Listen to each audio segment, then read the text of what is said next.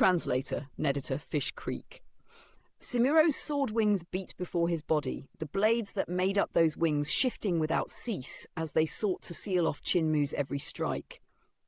Yet in the very next breath, drill sword form had already pierced through the warding sweep of his wings. Simuro's expression jolted. A sharp ache bloomed in his chest. His so-called golden body was in fact unable to withstand drill sword form.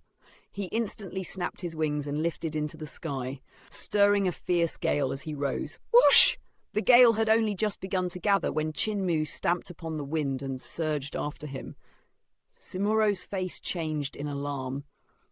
Chinmu's dash through the heavens was actually swifter than Simuro's own wing beats carrying him in flight. Cripple's heaven-pilfering leg skills possessed speed unrivaled under heaven. Had Simuro not flapped his wings to raise that gale, Chinmu would have found it difficult to close the distance in mid-air, but once the gale came, the air itself became flat ground beneath Chinmu's feet. Go! Simuro roared, and the golden swords tore free from the wings on his back, stabbing toward Chinmu to bar him from drawing near. In an instant his wings were stripped bare, leaving only two golden fleshy wings behind. His body immediately plunged toward the ground. At that moment, knife light poured like a waterfall, crashing into the golden swords that stabbed in a storm. A shrill, piercing sound rang out as one golden sword broke through Chinmu's waterfall and drove into his left shoulder, precisely at the second section of his shoulder blade. At the same time, Chinmu's body had already reached Simuro's front and slipped past him, dragging a snow-bright line of knife light across Simuro's throat. That knife light was so fine, it seemed to have sliced clean through Simuro's neck and emerged from behind. Yet it also seemed as though it had left him wholly unhurt. Simuro struck the ground, and the golden swords clattered back, reforming as two wings upon his back. Those two golden wings unfurled, flinging golden radiance in every direction. "Well done, senior brother Simuro," a voice cried out. Astonished and delighted, the other shaman's spirits rose, and they all bellowed, "Senior brother Simuro, screw this slave of eternal peace!" The people of eternal peace are all two-legged goats. They're only worth to be used for cultivation and are unworthy to live in this world. Chinmu alighted on the ground, and the flying swords returned one after another into his sword case. The youth reached up, drew the golden sword from his shoulder, and tossed it to the ground. The clothes on his body remained perfectly intact. When that sword had stabbed in, it had been checked by his embroidered garments. However, the blade still sank into his shoulder blade together with his clothes. What was called impervious to swords and spears could not truly block swords and spears completely. Even though his clothes, woven from 6 wings golden natural silk, had managed to stop the golden sword, he was still wounded. Beneath the golden stage, cheers burst forth like thunder. Meanwhile, Simuro still held his wings spread wide in majestic display, as though he were savouring the acclaim of the crowd. Chinmu strode forward, and the cheers slowly weakened. Chinmu lifted both hands, sheathed his twin knives, and came up to Simuro's side. Yet Simuro did not move in the slightest, still keeping his golden wings fully spread, not setting up any guard at all. Chinmu lifted a hand, seized Simuro by the hair, and tugged gently upward. Plucking his head from his neck, he hurled it down off the stage. The uproar below the golden stage dwindled thinner and thinner. Only those shamans standing far away, unable to witness what had happened, continued to cheer, each shout now several times more grating to the ear. When the head rolled down from the stage and came to a stop at the shaman's feet, the cheers vanished. Simuro, who had cultivated the Grand Shaman Ruda scriptures, had also perished. At the very moment victory seemed within reach, his head was severed by Chinmu. Ling Yuxiu hurried over, wanting to bind his wound. Chinmu waved his hand and said, "It's fine. I said I have to crush their will, so I must do it. You can be at ease." Ling Yuxiu's brows knit faintly. She felt Chinmu was a touch too self-assured. "Coward, your shoulder is injured. The weakness on your shoulder would only grow bigger. If another great shaman who cultivates Grand Shaman Ruda scriptures appears." As her words fell, another young great shaman suddenly stepped out from the sacred hall of Roland's Golden Palace. Wearing a smile, he said, "Junior brother Simuro is still too inexperienced and not calm enough. That's why he has died. I, Danbaro of Six Directions Realm, will seal my Six Directions divine treasure." Chinmu's expression hardened. His body drifted backward. His feet tapped in rapid succession as he sprang up onto the roof of the Golden Palace Hall. Danbaro threw back his head and laughed, pursuing like a shadow.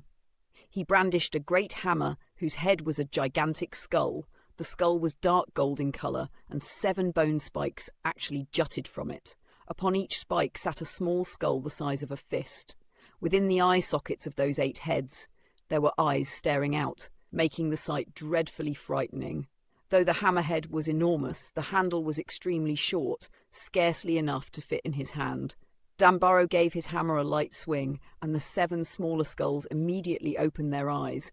The eyeballs rolled within their sockets, and then the skulls abruptly gaped their mouths, spewing black smoke. 7 trails of smoke darted back and forth, surging like black dragons toward Chinmu atop the Golden Palace Hall.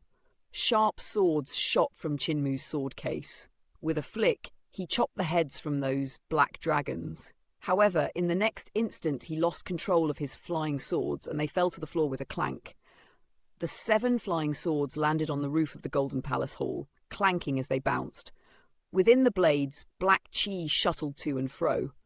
Chinmu immediately felt his vital chi being tainted, and his heart startled. Grand Shaman Ruda scriptures seemed, like great educational heavenly devil scriptures, to be vast enough to contain all things, for it was not limited to a single kind of technique. For example, what Simuro had cultivated was one type, walking the path of sword skill divine arts. Meanwhile, Danbaro had cultivated another type, walking the path of spell divine arts. Even though both had cultivated Grand Shaman Ruda scriptures, the roads they travelled were different. Chinmu dodged, and the golden tiles of the palace roof exploded as the black dragons burrowed in and out of the Golden Palace halls to strike at him. The 2 figures sprang up like rabbits and swooped down like falcons, racing across the tops of the Golden Palace halls. Even the walls were like level ground beneath them. Suddenly Chinmu's body sank, and he dropped into that Golden Palace hall. Danbaro sneered and swung his great hammer, smashing open the Golden Palace hall as he rushed in. Bang!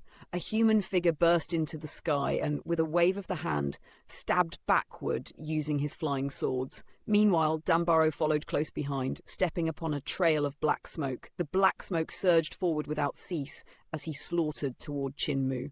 Chinmu crashed through the Golden Palace hall with a bang and plunged into another palace hall to evade Danbaro's onslaught. Danbaro pressed after him with ferocity, making the shamans and great shamans of Roland's Golden Palace vent their pent-up anger and sweep away their gloom.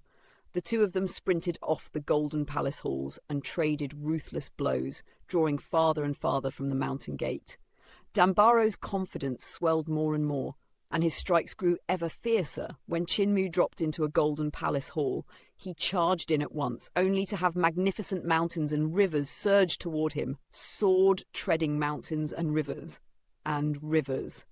Danbaro felt as though he were shrinking rapidly as he fell into that vista of mountains and waters, throwing him into panic. Before the mountain gate, everyone stared tensely at the Golden Palace hall where the 2 had entered. After a moment, a golden figure suddenly leaped out from the hall and stood upon the roof, gripping a bone hammer. In his other hand, he lifted a head high into the sky.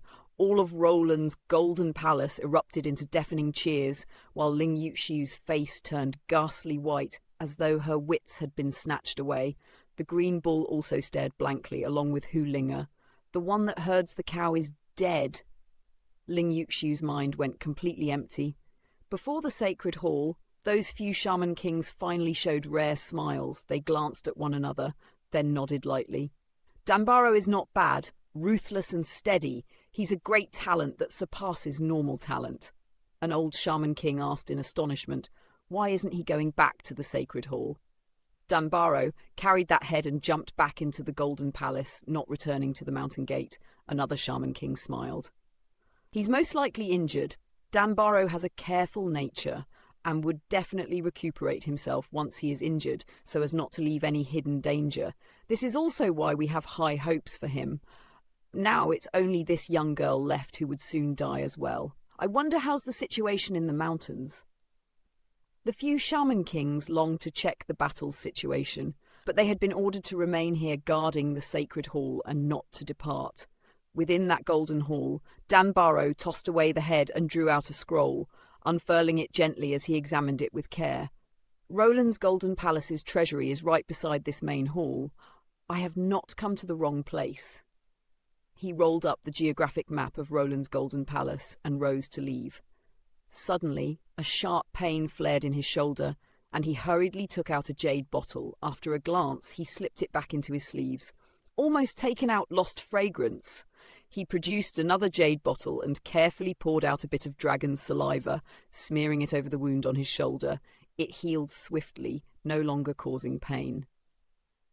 Danbaro put away the jade bottle and pondered for a moment. He held Junior Protector Sword in hand, walked out of this Golden Palace hall, and in a few steps arrived before another grand hall. Before that hall stood a tortoise-back golden man wielding an axe as guard. He had a frog's mouth and a golden tortoise shell on his back, looking bold and powerful. Seeing him approach, he asked in surprise, "Danbaro, what are you doing here?" The golden hue on his body was even denser than Danbaro's, yet still paler than that of the Shaman King's. His status and strength should be beneath a Shaman King. "Disciple killed the hoodlum that came to block our gate and received a treasured sword. I don't dare to keep it for myself and decide to offer it up to the sacred cult." Danbaro presented Junior Protector's sword with both hands and smiled. "I don't cultivate sword, so even though this sword is good, it's useless to me. Therefore, I would like to use this treasure to swap for another treasure." The tortoise-back guard accepted Junior Protector's sword and drew it with a schwang, squinting against the cold gleam as he exclaimed in amazement, "Superb sword! There aren't many treasures in Roland's Golden Palace which could be equivalent to this sword. You actually received such a remarkable treasure. Grand Shaman will definitely reward you." He pulled open the hall's door, and Danbaro immediately asked, "Can Disciple go in to choose a treasure?" The tortoise-back guard considered, then smiled. "It may not be a bad idea. You have done a great deed and offered up such a treasure. Grand Shaman will definitely reward you well. However, when you come in, you can only see the treasures kept in our Roland's Golden Palace and can't take it away. When Grand Shaman rewards you and unseals the seal, only then can you take it." Danbaro was overjoyed and at once followed him into this Golden Palace hall. The tortoise-back guard stood at the hall's centre and carefully opened several restrictions. He advanced 2 steps and removed some seals, then walked a few steps more. He took out a talisman treasure, a squarish paper treasure with 14 sides and 24 corners formed by overlapping runes. When vital chi flowed into it, the talisman treasure floated up and slowly began to glow. When that talisman treasure lit up, it began to spin ceaselessly, casting the runes upon each side into the air. Danbaro immediately saw the transparent air ahead begin to shift, turning into countless translucent squares. Within each cube was a person no bigger than a fist, looking exceedingly fiendish. They paced restlessly inside the cubes as though they wished to leap out and devour humans. Ninetales. Editor, Fish Creek, restrictions. Danbaro fixed his gaze upon those fiendish little figurines, and his heart gave a sudden leap. Every single tiny figure had been refined from the souls of powerful practitioners. Each was ferocious to the extreme, knowing only slaughter. Meanwhile, those strange cubes meshed together into an incomparably intricate lock. Runes shimmered and flowed across them. Only when the rune patterns were aligned correctly could the lock be opened. If not, those little figurines would be released. There were countless translucent figurines, and each time the runes cast forth by the talisman treasure struck a cube, that cube would retreat of its own accord and vanish away. The steps to undo these restrictions are so complicated. Without this talisman treasure, it would be hard indeed. The talisman treasure continued to spin, and the runes flashing from all 14 faces shifted without cease, forcing the cubes before them to withdraw one after another. The talisman treasure drifted forward, and the tortoise-back guard strode after it. Danbaro hurriedly followed, passing through a long corridor. All at once his vision opened onto a broad clearing. Within the Golden Palace Hall was a world entirely unlike the outside. From without, the hall did not appear very large, yet within it was at least 10 times more vast. Pillars stood in ranks one after another, and beyond them were golden altars of every shape and size. Upon each golden altar sat a treasure of bizarre and uncanny form. The tortoise backguard carried Junior Protector's sword, smiling as he walked ahead. Such precious treasures must certainly be set in the deepest, most honoured place. My powers are not enough to seal it, so we can only wait for Grand Shaman to come and seal it personally. Danbaro, you have performed a great deed, so great that even I envy you. Danbaro smiled at once. Not only did I receive a treasure from that person of eternal peace, I also received a small jade bottle. Most likely there is sacred medicine within. I took a sniff, and it was heavenly, like I was about to ascend and become an immortal. He drew a small jade bottle from his sleeve. The tortoise backguard's eyes lit up the moment he saw it. Snatching it over, he smiled. Danbaro, now that you have done a great deed, Grand Shaman will surely reward you.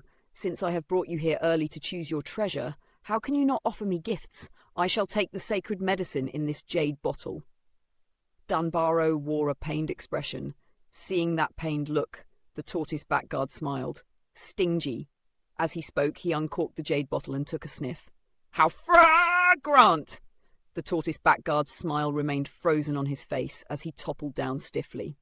Danbaro held his breath and immediately snatched the jade bottle back, stuffing the cork in without daring to inhale even a wisp. He thought for a moment, then produced another jade bottle and gathered all the surrounding air into it before prying open the tortoise backguard's mouth. He placed the jade bottle without a stopper into his mouth and held it there. This way, he won't be able to wake up anytime soon. Phew!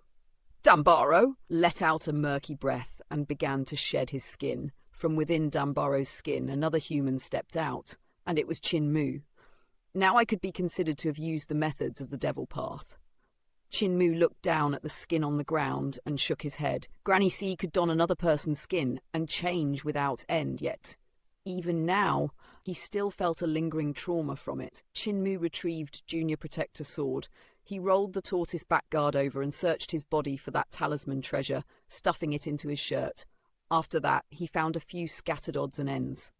After turning him over repeatedly and finding nothing of use, he could only leave it at that. Heaven's eyes! Awaken! Green Heaven's eyes! Awaken!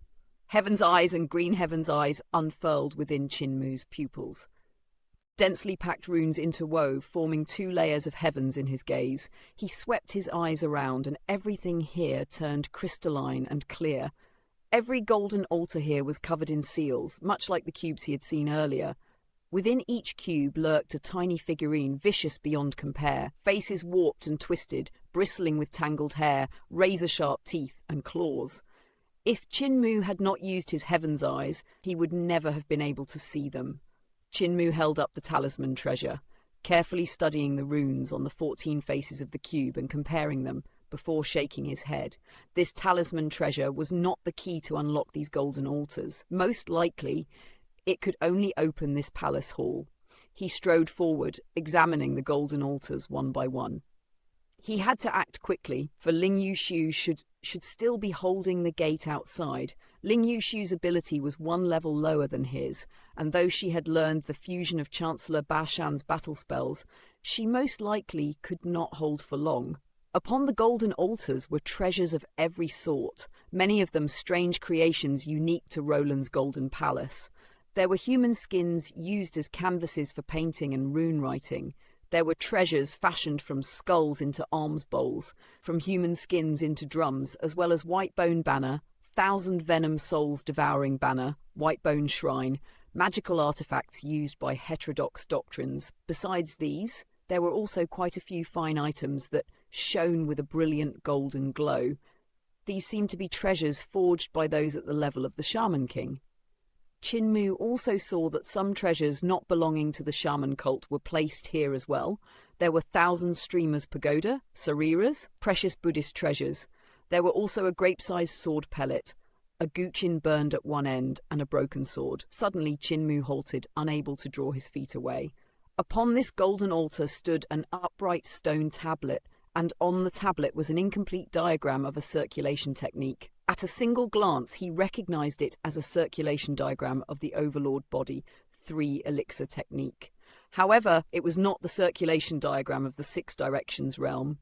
In his haste, he could not determine which realm it belonged to. Go, I have to find the legs! Chinmu hurried, sprinting toward the deepest end of this treasury. After a moment, he had explored the entire treasury once and stopped before a golden altar. He had already seen this altar once, yet he still chose to return here. Upon this golden altar rested the lower body of a person, the portion below the waist, yet it still stood steadily upright. However, Chinmu was certain it was not Butcher's lower body. This lower body blazed with a brilliant golden radiance. Even its blood seemed a golden liquid, and its bones were golden as well. From this body emanated a terrifying aura, even stronger than the Shaman King's. The body of Grand Shaman? Chinmu blinked, gesturing around his own waist as he recalled Butcher's body. It seemed as though Butcher's body could be placed entirely atop this lower body. Grand Shaman exterminated that sect that had snatched Grandpa Butcher's lower body and seized his lower body. Grand Shaman then severed the lower half of his body and placed it here, while Grandpa Butcher's lower body, which should be here, had disappeared. The corner of Chinmu's eye twitched, and a frightening possibility surfaced in his mind. Grand Shaman had severed his own lower body and attached Butcher's lower body to himself. With my medical expertise, I'm completely able to do this. Grand Shaman should be able to do this too.